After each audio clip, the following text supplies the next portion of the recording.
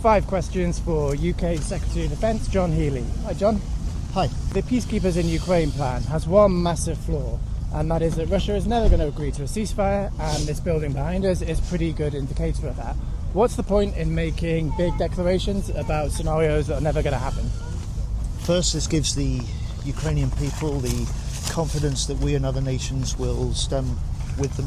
Second, it says to President Putin, we will stand with you for as long as it takes. If you could kidnap one world leader, who would it be?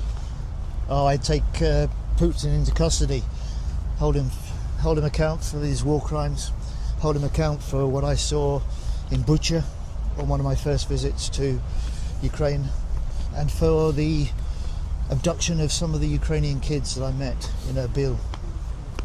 Genuinely thought you were going to dodge that question, you absolute legend. If the US invaded Greenland, would the UK just sit back and let it happen? Look, Greenland is part of Denmark. It's one of the NATO nations. Its security is guaranteed by NATO, and the US and the UK are part of the NATO. All right? Yes. The future of Greenland, quite simply, is for those who live in Greenland and the Danes, and for them alone. We saw earlier this week that the Royal Navy assisted the US in apprehending some of Russia's Shadow Fleet tankers. When can we expect to see the Royal Navy nabbing them on a regular basis? Well, the last thing you'll expect me to tell you is exactly when you'll get that. But what you can see this, I think, is part of a determination to step up pressure on shadow fleets, sanction-busting ships, and the way that Russia and other nations fuel their conflict, fuel their wars by the sale of illegal oil. Do you agree or disagree that Russia is a genocidal piece of shit country?